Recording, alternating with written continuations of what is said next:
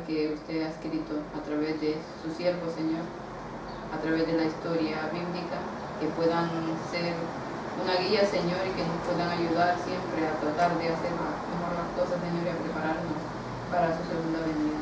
Quédese con su pueblo, con los que más lo necesitan, Señor, con los que más necesitan esa palabra para que pueda llegar a ayudarnos siempre a tratar de ser instrumentos para ellos. Gracias le damos por cada cosa, Señor, y por cada misericordia que tiene para con nosotros. Esto lo pedimos en el nombre de su madre, con nuestros pecados. Amén. Bueno, feliz sábado, niñas, feliz sábado y las dos niñas, a las personas que nos verán a través de internet.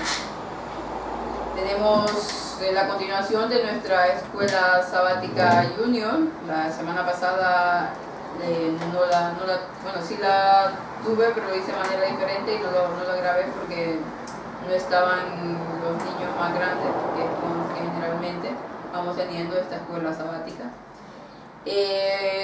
Nos hemos quedado por Éxodo 12 y estuvimos hablando un poco la vez pasada, si se acuerdan, de qué plaga vimos. De las langostas.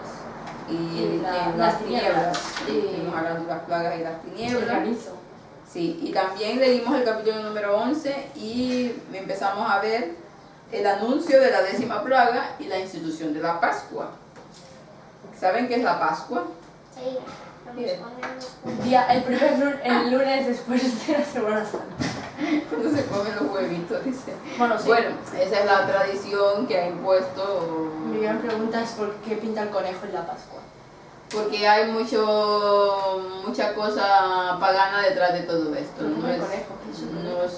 Bueno, hay implicaciones de cuestiones paganas. Entonces el conejo es malo. No, el conejo en sí no, pero para lo que lo utilizan, El conejo es bonito. hay detrás, hay una simbología. Pero la Pascua, la verdadera Pascua, es lo que vamos a ver hoy. ¿Qué es la Pascua? No los huevitos de Pascua. 14 de Aviv, que es el primer mes del año judío eclesiástico, donde se empieza, acordémonos que eclesiástico, el año religioso. Para los judíos, el año no comienza el 1 de enero. Entonces ellos están en el año 5.000 y pico, ¿no? Sí. Para los judíos, el año comienza a partir de esta institución que Dios dejó. Maduraba el grano, no sé qué. Exactamente, a partir en el mes de Aviv, cuando la cebada está dorada, está espigada, y cuando sale la primera uña de la luna nueva, entonces cuando declaran que es año nuevo. De esa forma, no hay un día definido así, decir tal día. Estas semanas con la luna que nos traen. No, así siempre tiene que salir, no se para. Entonces en ese momento ellos declaran que es el primer día y entonces a partir de ahí empiezan a poner todas sus fiestas y empieza el conteo de los 7 días de los panes sin levadura y lo de la Pascua, ahí donde lo empiezan a instaurar. Entonces, pero vamos a ver cómo se instituyó esta Pascua y quién la instituyó, porque hay muchas denominaciones, como el protestantismo en general, que cree que todas estas cosas la instituyó Moisés. Y vamos a ver que quién fue el que la instituyó en realidad. ¿Pero por qué dicen que era Moisés? Porque se ha creído siempre que Moisés, como es el que escribió el Pentateuco, pues él fue el que instituyó y entonces ahí ponen el sábado y todo, que fue una ley judía. Les daba pereza investigar un poco. Bueno, sí, también. No pereza, sino que a veces hay muchos prejuicios y muchas cosas solo se atienen a lo que dicen los otros pastores que interpretan la Biblia. Bueno, vamos a comenzar con el Éxodo 12 y vamos a ver cómo se instituyó la Pascua para que sepan qué es realmente la Pascua y no los huevitos de Pascua como tú decías, ni las vacaciones A mí me gustan las vacaciones. Sí, no, yo no digo que no, pero vamos a ver lo que realmente es la Acordémonos que estábamos viendo las plagas de Egipto y acordémonos todas las plagas. ¿Cuántas plagas han pasado? ¿Qué hemos visto? 9. 9 plagas, falta una décima. La verdad. ¿Y qué pasó con el faraón? ¿Qué pasaba con el faraón? Que seguía igual. Seguía igual de terco, bueno. Y Dios le iba mandando castigos y el faraón, ¿qué decía? Pero el faraón estaba en plan, qué plastas que son seguramente. Sí, que no le importaba nada y él seguía R que R con lo de no dejar ir al pueblo de Dios de Egipto. Así que vamos a ver cómo sigue lo de la Pascua. Número 12, versículo 1. La Pascua y los hacimos. El Señor dijo a Moisés y a Aarón en Egipto: este mes será para vosotros el comienzo de los meses, el primero de los meses del año. Entonces, ¿quién fue el que dijo? ¿Quién fue el que dijo? ¿Quién empezó a hablar ahí? El Señor. El Señor le empezó a decir a Moisés que este mes os sería principio de los meses, para vosotros el primero de los meses del año. O sea que ahí empezó quién fue Dios, quien instauró lo del el mes que el año empezara en ese mes. Dios ya tenía su calendario y en ese momento generalmente en el calendario judío hay dos tipos de comienzos de año: el año eclesiástico religioso y el año civil, para todas actividades civiles. El año civil comienza cuando Es el mismo que nuestro. no, Ah, en el mes de Tishri, que es el mes de octubre. Para ellos comienza en otoño, porque ellos creían que el año, la creación se inició sobre esas fechas. Entonces, ¿Y cuándo se inició la creación? ellos piensan, no hay un dato porque la Biblia no lo marca, pero ellos piensan que fue por nuestro calendario, por el mes de octubre, más o menos. O sea, tiene esa comparativa. Típicamente no dice ni estación ni nada. O sea, no dice No, ni porque si claro, era frío, porque ¿no? en ese tiempo no había estaciones. Acordémonos que antes, que en la creación no habían estaciones. Claro, luego eran 6 meses. No había ni verano, ni primavera, ni otoño. O sea, las estaciones definidas. Era un tiempo invierno. templado. Era un como tiempo templado, era un clima templado. Perfecto. Perfecto, era un clima perfecto. Podría ser igual. Donde siempre estaba verde, donde siempre habían flores, donde los frutos iban saliendo. Era tipo campanilla. A cada ¿no? momento. Un cuarto de cada estación diferente. No, era un clima y es perfecto que mantenía la tierra con todo su esplendor. Era como primavera, siempre así. A veces me arrepiento.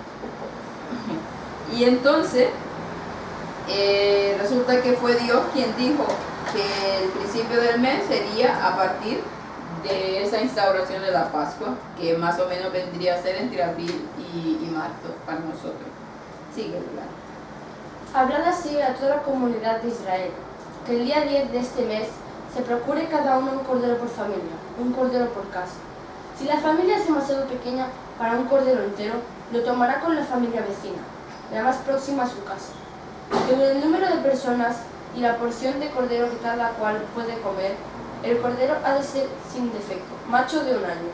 Podrá ser cordero o cabrito. Lo guardaréis hasta el día 14 de este mes. Entonces todo Israel lo inmolará entre 2 luces. Entonces dice que tenía que dar a la congregación y en el 10 de este mes dice: tómese cada uno cordero por familia de sus padres, un cordero por familia, y si la familia fuera pequeña, generalmente con una familia era un poco grande, se calculaba que eran como 10 personas, pero si eran menos, pues tenían que unirse a otra familia para poder, porque el cordero tenían que asarlo entero. Pero eran 8 hijos o dos padres, o abuelo, abuela, padre, madre y hijos. Generalmente era algo así. Abuelo y sus En hijos, las familias patriarcales que tenían, más o menos habían en esta forma. Claro, habían diferentes familias, pero más o menos era así. Y entonces resulta que le dice que vuestro cordero será sin defecto, macho de un año, lo tomaréis de las ovejas o de las cabras. Aquí acordémonos que ¿Qué es sin defecto? que era perfecto, que no tenía, O sea, era que no cojo, está ni podrido ni nada. sí, no, ni cojo, ni ciego, ni un rasguño, no tenía nada, era perfecto, era un cabrito o una ovejita perfectita. Sí, ¿por qué? Porque era un simbolismo al Cordero de Dios. ¿Quién es el Cordero de Dios? Jesús. Entonces, como Jesús iba a ser perfecto cuando viniera aquí a morir por nuestros pecados, pues tenían que ellos familiarizarse con ese concepto, y por eso les dijo que no tenía que tener ningún defecto. Y ahí instauró que habéis de guardarlo hasta el día 14, y lo inmolará toda la congregación del pueblo entre las 2 tardes. Ahora a ver, ¿qué quiere decir? Ahí, como decía, entre las 2, ¿qué? Luces. Pero en este caso, entre las 2 tardes se refiere, vamos a leerlo aquí. Mejor dice entre los 2 crepúsculos. Esta disposición ha sido dada en 2 formas. Algunos han dicho que la primera tarde comienza con la puesta de sol y la segunda con el fin del crepúsculo. Eben Ezra, dice, erudito judío medieval, consideraba el crepúsculo duraba aproximadamente 1 hora y 20 minutos. Sacrificarás la Pascua por la tarde a la puesta de sol, parece apoyar este punto de vista. Otros han considerado que la primera tarde comienza cuando el sol empieza a declinar visiblemente del cenit, más o menos a las 3 de la tarde, y que la segunda tarde empieza la puesta de sol. Entonces aquí esta es la que más se apoya, porque acordémonos que cuando murió Cristo, ¿a qué hora murió? 3 de la tarde. A las 3 de la tarde. Entonces por eso es que ellos sacrificaban el cordero más o menos a esa hora, porque Jesús iba a morir a las 3 de la No tarde. hubiera sido más justo poner a las 3 de la tarde porque Jesús iba a morir a esa hora. No, claro que no, No porque era tan todo, fácil. no era un No, pero simbolismo. digo aquí, en lo del estreno. Ah, eso. Sí, después lo ponen, más adelante lo ponen. Bueno, continuemos.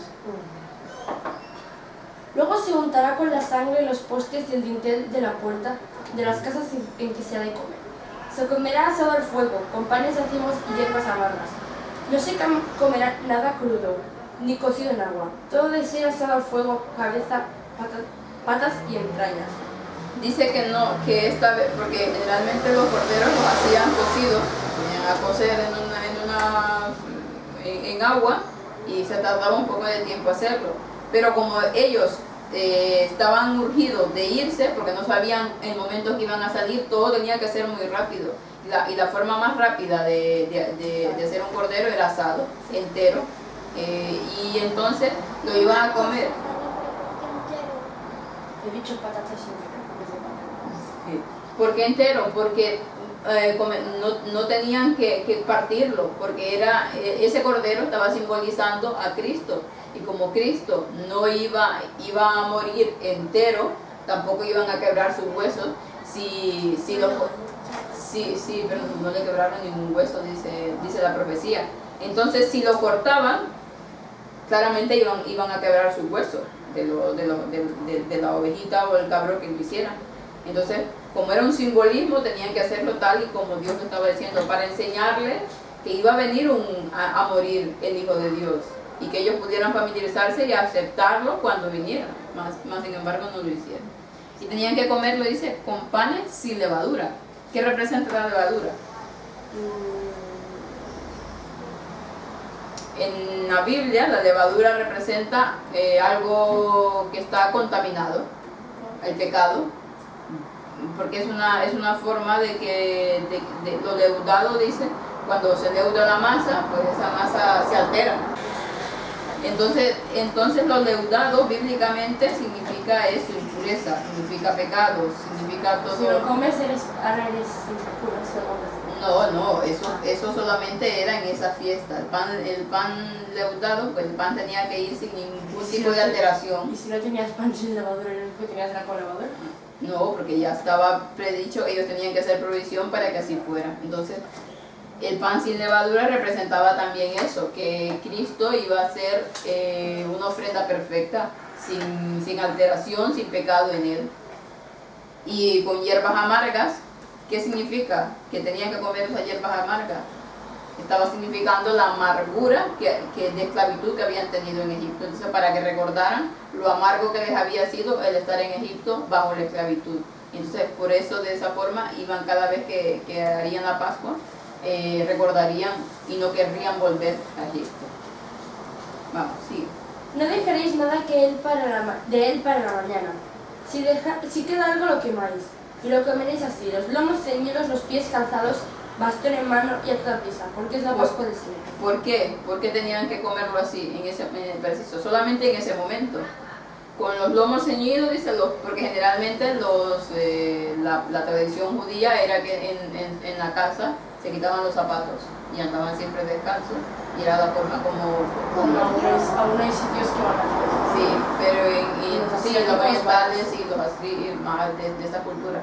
Entonces, pero en ese momento Dios les dice que tenían que estar calzados. ¿Por qué? Porque tenían que estar pendientes que probablemente en un momento a otro tenían que salir, no tenían que perder tiempo de nada. Todo lo hacían muy rápido por ese asunto. Sí. Esta noche pasaré yo por el país de Egipto, y mataré todos sus primogénitos, tanto de hombres como de animales, de todos los dioses de Egipto haré justicia. Yo el Señor, y la sangre servirá de señal en las casas donde estéis. Al ver yo la sangre pasaré de largo y no habrá entre vosotros plaga exterminadora. Cuando yo llegue a Egipto este día será memorable para vosotros, lo celebraréis como fiesta del Señor, institución perpetua de generación en generación. Entonces, a partir de ahí instauró la Pascua, y esa Pascua iba a llevarse a cabo a través de las generaciones. ¿Hasta cuándo? Que se hizo el Cordero Pascual, el simbolismo. ¿Hasta dónde terminó? ¿Hasta cuando murió Jesús? Cuando murió Jesús, porque ahí se cumplió la fiesta, esa fiesta, porque cada una de las fiestas que tenía el pueblo era un simbolismo para cada una de las etapas que iba a pasar. Y ellos no se dan cuenta de nada. Sí, no se daban, al final no se dieron cuenta. Entonces, la Pascua la iban a celebrar hasta el momento en que se cumpliera ya en Cristo el simbolismo. Hasta ese momento iba a ser instaurada la Pascua. Allí fue cuando perdió un poco la fe, ¿no? Cuando vio que no se daban cuenta. Sí, claro, no perdió la fe, pero sino que sintió mucho dolor de que el pueblo que él había venido no estuviera preparado para eso. Sí. Durante 7 días comeréis panes ácidos. Desde el primer día quitaréis la levadura de vuestras casas. Porque el que coma pan fermentado desde el día 1 al 7 será extirpado de Israel. El día 1 tendréis asamblea santa, y también el día 7. No haréis en ellos trabajo alguno, solamente podréis preparar la comida que hayáis de tomar. Guardaréis pues la fiesta de los ácimos, porque en este día saqué yo vuestros ejércitos de Egipto. Guardaréis ese día de generación en generación como institución perpetua. El día 14 del primer mes por la tarde comeréis panes ácimos hasta el 21 por la tarde. Durante 7 días no habrá levadura en vuestras casas, porque el que coma pan en vuestras casas, porque el que coma pan fermentado será extirpado de la comunidad de Israel, sea extranjero o indígena. No comeréis nada fermentado, en todas vuestras casas comeréis panes ácimos. Entonces vemos que son 7 días de panes sin levadura. Si nosotros remontamos eso y nos acordamos a lo que fue la profecía de los 7.000 años, 7 días. sí, 7, que es en 6 días hizo Dios la tierra, el 7º sería liberado. Si lo llevamos de aquí a un año, ve que un día son 1.000 años para Dios, pues lo que habíamos visto anteriormente, pues aquí nos vuelve a ¿No sería el domingo? Esto de las gradas, ¿cómo fue el último día de eso? No. ¿Y por qué 7 días? 7 días, no son, el 7º día es el sábado, no el domingo. Según el calendario, según el mundo en general, lo ponen así, pero no es en realidad. Para la Biblia hay 7 días, pero el día comienza, la semana comienza en domingo, no comienza el lunes, comienza el domingo. Bíblicamente comienza el domingo y termina el sábado, que es el 7º día, como lo dicen los mandamientos. Lo que dicen que comienza el lunes, porque es cuando ya todo el mundo va al trabajo, a la escuela y todo. Quien lo ha impuesto fue la Iglesia Católica, Roma, no Dios. Entonces se ha cambiado todo eso, pero en realidad el 7º día es el día sábado. Hoy estamos en ese día. Continuamos, claro. Bueno, no, les decía los 7 días. 7 días sin panes, sin panes de levadura, iban 7 días sin pecado. 7 días sin pecado, sin impureza, para que pudieran hacer aceptos a Dios y para que pudiera y recordar esa liberación. Sería en plan, yo quería que fueran 7000 años, sí. Sí, 7000 años tendría que el pueblo de Dios estar santificándose, pidiendo perdón para estar sin ese pecado, sin ese leudado en nuestras vidas para poder ser liberados al séptimo milenio. Más o menos siempre hay un porqué, Dios pone un determinado número de días. Celebración de la Pascua. Moisés convocó a todos los ancianos de Israel y les dijo: id a escoger un cordero por familia e inmolad la Pascua. Tomad un ramo de hisopo, sí. mojadlo en la sangre recogida en una cubetilla, untad con ella el dintel y los postes de la puerta, y que nadie salga de su casa hasta la mañana siguiente. En cuanto aquí a hisopo, lo que dice, la mayoría de las autoridades en la Biblia concuerdan que este hisopo es la mejorana gris verdosa, tipo de planta. Origanum maru, conocida ahora en Palestina como satar. Esta planta tiene un olor a acre, es fragante y tiene un gusto algo parecido a la menta y muchísimas florecillas blancas. Por lo general crece sobre las rocas y terraplenes, tiene hoja gruesa y vellosa y ramas bien adaptadas para retener el líquido. Se usa hoy en día como una especie de condimento y tiene cierta reputación como medicina. Los samaritanos todavía usan el manojo estatal en sus ceremonias de Pascua para untar la sangre del cordero pascual sobre los marcos de las puertas en sus casas. Además, se usaba el hisopo en el día de la limpieza de un leproso o de una casa. Por eso el hisopo, cuando la Biblia habla de hisopo, lo relaciona mucho con la limpieza. Continúo. Pasará el Señor para castigar a los egipcios, y al ver la sangre en el dintel y en los dos postes pasará de largo, y no permitirá al exterminador entrar en vuestras casas para ello. Observaréis esto como institución perpetua para vosotros y vuestros hijos, cuando hayáis entrado en la tierra que el Señor os va a dar, como ha prometido, observaréis este rito. Y cuando vuestros hijos os pregunten: ¿qué quiere decir el rito ese?, responderéis: es el sacrificio de la Pascua del Señor, el cual pasó de largo por las casas de los hijos de Israel en Egipto, cuando hirió a los egipcios y preservó nuestras casas. Y el pueblo se inclinó y adoró. Los israelitas fueron e hicieron como el Señor había mandado a Moisés y a Aarón. Entonces dice que cada vez que sus hijos preguntaran el por qué se hacía la Pascua, se volvería a recordar que fue porque Dios pasó de largo. De hecho, Pesach, que es como proviene el nombre de Pascua, es pasar por alto. O sea que Dios pasó por alto ese momento la casa de los israelitas, y donde no había la sangre del cordero, pues ahí entraba la muerte. Un simbolismo como cuando si nosotros no aceptamos la sangre de Cristo en la cruz, pues Dios pasará de largo al final de los tiempos y quedaremos como perdidos y no tendremos salvación. Entonces la sangre, el simbolismo de esa sangre, ¿en dónde era? En los dos postes, ¿verdad? En las puertas, en los marcos de la puerta. Sí, entonces eran dos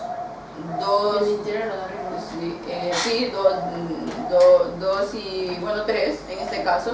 Y acordémonos que cuando Cristo murió, sí, está mal. Cuando Cristo murió, desde que Cristo murió hasta su segunda venida, ¿cuántos milenios tendría que pasar? 2. Y al inicio del tercero vendría. Entonces, nuevamente tenemos que el simbolismo de colocar la sangre en los postes y en el dintel tenía el simbolismo de decir que en 2000 años la tierra y por eso estaría uno en 1000 años en el cielo, pero que esos 2000 años la tierra estaría cubierta con la sangre que Cristo había derramado, todos los que quisieran hacerlo, para que la muerte pasara, la muerte eterna, que al fin y al cabo es el simbolismo, pasara de largo de cada uno de los hijos de Dios que aceptaron la sangre. Entonces nuevamente el 3 está implícito ahí, que cuando Cristo muriera, y estaban en Pascua, estaban celebrando la Pascua, Cristo murió en Pascua y vuelve en Pascua. Entonces hay un simbolismo tremendo que nosotros... para nosotros Pascua es en primavera. Sí, primavera. En primavera, Cristo murió en primavera. La gente tiene alergia. Pero va a pasar muy mal. No, porque cuando Cristo venga y se restaure todo, Pero digo, si nos toca correr en primavera, la gente que tenga alergia lo pasará muy mal. bueno, ya Dios hará algo para quitarles ese tipo de alergias o para ayudarlos. De eso no debemos de preocuparnos. Pero sí pensar que Cristo murió en Pascua, que la Pascua fue en primavera, Cristo murió en primavera también, y que nuestra liberación será, por lo tanto, en esa primavera, verano ya, ¿no? primavera, abril, mayo, de abril, marzo, que es el mes de abril, el año nuevo para los judíos, el religioso. Pero que quería destacar eso, que fueron 3 marcas las que hizo en los dintel, los 2 postes y en el dintel. 3.000 la liberación, y aquí en este caso estaban instaurando la Pascua, y iba a ser la liberación que Dios iba a hacer de Egipto y la condenación que Dios hizo a los egipcios, llevándoles la muerte a cada una de sus casas porque no estaban cubiertos con la sangre de Cristo. Vamos a terminar con la 10ª plaga. Los primogénitos. A medianoche mató el Señor a todos los primogénitos en Egipto, desde el primogénito del faraón que se sienta en el trono hasta el recluso en la cárcel, y a todos los primogénitos de los animales. Entonces dice que aconteció que ¿a cuánto? ¿A la qué? A la medianoche fue que el ángel destructor pasó por la tierra de Egipto. No se sabe qué fue lo que pasó, qué fue lo que hizo Dios para que ellos murieran. Simplemente dice que el ángel, De tal manera que los padres se enteraron de ella. Supuesto que fue un infarto o algo. No sé, alguna cosa tuvo que ver. El ángel destructor pasó, no se sabe en forma de cómo pasó, por cada una de las casas de los egipcios, y dio muerte a cada uno de los primogénitos. Pero fue a medianoche, y acordémonos que Elena White dice que Cristo vendrá a medianoche, ya lo habíamos hablado en una de las escuelas sabáticas junior. Entonces vemos esa comparativa nuevamente, que a medianoche Cristo viene a dar muerte y pago a los que no hicieron caso, y por lo tanto viene también a dar vida a todos los que sí estuvieron cubiertos con la sangre de Cristo. Y entonces dice todo primogénito, desde el faraón hasta el siervo más humilde, desde las personas hasta los animales, todos. Y esa noche, Animal que ha hecho. pero bueno, era también parte del simbolismo de que había, que todo lo que tuviera a tu cargo, tú eras responsable de ello. Pero el animal no ha hecho nada, el animal no se merece. No importa, o sea, en este caso no es que el animal no es, sí, el animal no ha hecho nada, pero la responsabilidad caía sobre la persona. Seguro que le hizo más daño al animal que no. No, y vamos con el capítulo, con el versículo 30. Se levantaron por la noche el faraón, sus servidores y todos los egipcios, y hubo un gran clamor en Egipto, porque no había casa donde no hubieran muerto. Espera, entonces, vamos a acabar ahí para... Entonces dice que se levantó aquella noche el faraón cuando vio que su hijo estaba muerto, y dice que había gran clamor en Egipto.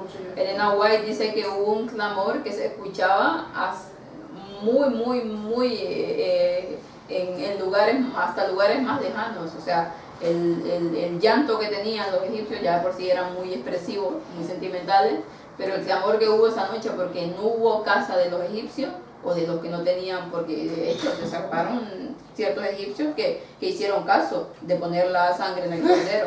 Esos fueron inteligentes. Sí, y entonces dicen que... esos fueron los que se fueron luego con los... Sí, los que se fueron luego con los hebreos. Entonces dice que hubo gran clamor y llanto por lo que estaba aconteciendo. Miraban a sus hijos sin vida, y por lo tanto sentían mucho dolor. Y en ese momento fue la peor de las plagas.